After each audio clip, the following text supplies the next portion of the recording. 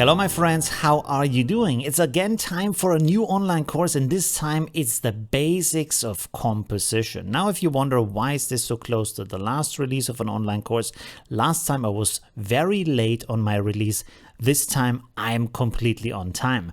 And what is this about actually? Now, I have seen a lot of people in my community struggle with understanding how a good composition is built and how to create a beautiful composite. So composition is the rules, are the building blocks of how to create an impressive story, how to bring across emotion and bring the world that you have in your mind, the story that you want to tell, alive so you can share it with other people. I have created 28 video lectures that go over 150 minutes in length, where I explain with very simple words and very simple concepts how to understand all kinds of concepts for composition. I go into all kinds of areas, from how our eyes and mind perceive an image to how color works, how we guide our eye, how we work with darkness, with brightness, with contrast, also with context, also with concepts like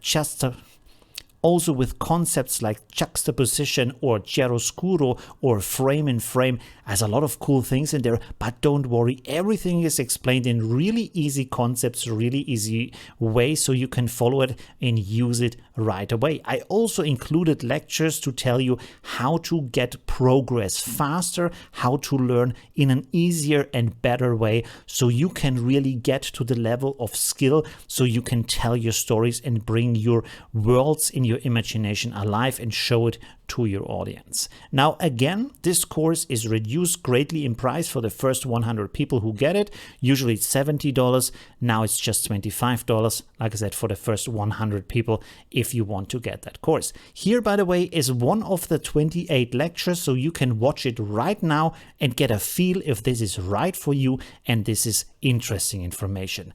Enjoy. Let's talk about vignettes in composition. They are a very important element and a very easy way to make your image look more interesting. I would say that there are 6 different ways of creating a vignette. They might not always be referred to as a vignette. So let's say we are introducing elements at the border of our image to focus the attention either on the center of the image or on the most important part of that image. So of course the classic vignette is just making the outside darker, and for that we have this live filter in Affinity Photo for Vignette, and you can see by just dragging the exposure down on the outsides we have a much stronger focus on the center or wherever we place the center of our vignette. If you want to have more of a custom vignette, you might want to use maybe other styles, other tools for that. Like for example, I often use the donut tool over here and then just blur that and give it a black filling and blend it with the background so that I can have it in any kind of oval shape and in any kind of position. Of course, there is also the version where you have a vignette that is brighter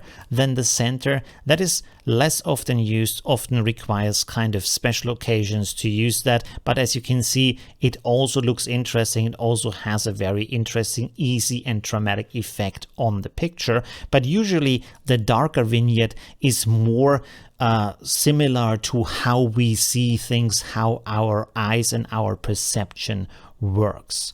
Let's go to the next kind of vignette, and that is actually a blur vignette, which is also an interesting style, is often overlooked as a kind of vignette.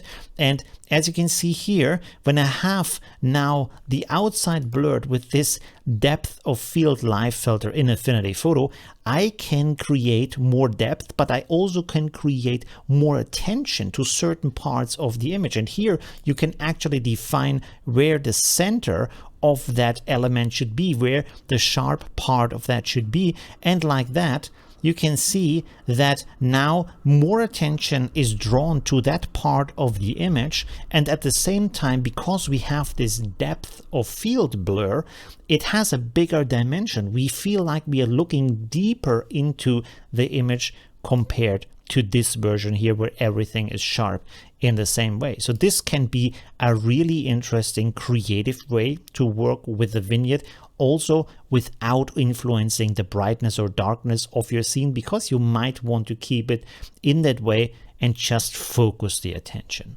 Let's talk about some more abstract concepts of how to create a vignette or a border on the outside to focus attention. Now, one could be this element where you introduce to the scene different elements that are just there, but at the same time they create a focus towards the center. So you can see here we have two birds here on the outside, and then we have also these three feathers here, and you can see like they work like an ellipse around the center. They focus your attention towards the center, work a little bit like a border, and that is kind of a vignette created out of elements. So this can be a stylistic element that's really interesting, where you don't have to fiddle or change with any kind of elements of brightness or of blur, and just create it in a very natural and unintrusive way. That can be really interesting.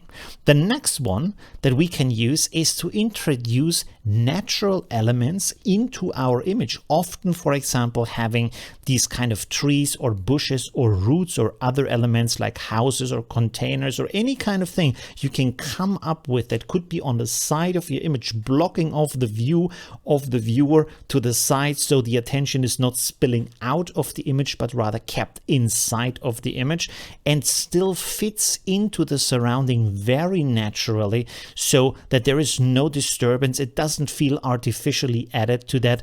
It's just part of the scene, and at the same time this gives a really good experience because everything comes together and it doesn't feel like you're forced to look at the middle. It's just like there is nothing on the outside to look at, and that is where you have more interest in the center part of the image. Now here's another idea on how to create such a vignette, and that could be through the use of different colors. So for example, here you can see that the warmer, more inviting colors are in the middle with that city, and then towards the outside we have increasingly these bluer, colder colors that are less inviting. Also a story element here, because we have here our main character and he is going from an uninviting, cold place to the warm and protective city. So this not only creates a vignette where we focus on that city element, but also is a nice and natural story element that helps you to create the atmosphere, tell the story, and bring the emotion over to the viewer of what is going on, how the character is feeling in that situation, what is going on, right? Here's another concept. This is one of my photos.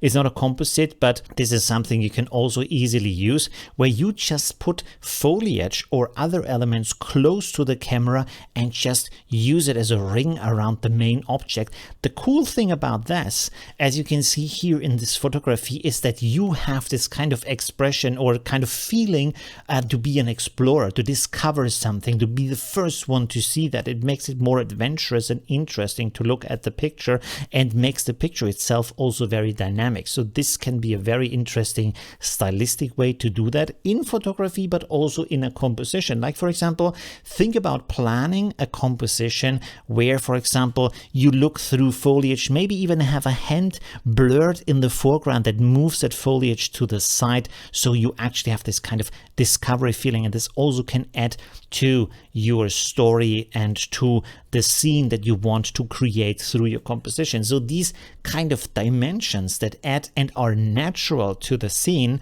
and to the story you want to tell have a very amazing effect, and at the same time can focus the attention of the viewer. Experiment with that, try around with that. And what I would really suggest to you, if you want to do more composition, is to actually go and make simple drawings. Like this is already a very complex drawing. Just use a pen and a paper and then draw a scene out in different ways and think, what could I add to that? Where could the different elements be? How can I focus the attention to the center and make the story simple, natural, and easy to follow, and at the same time convey emotion? As you can see, with these elements put together in that way, this helps a lot to create that with these kind of different styles of vignettes.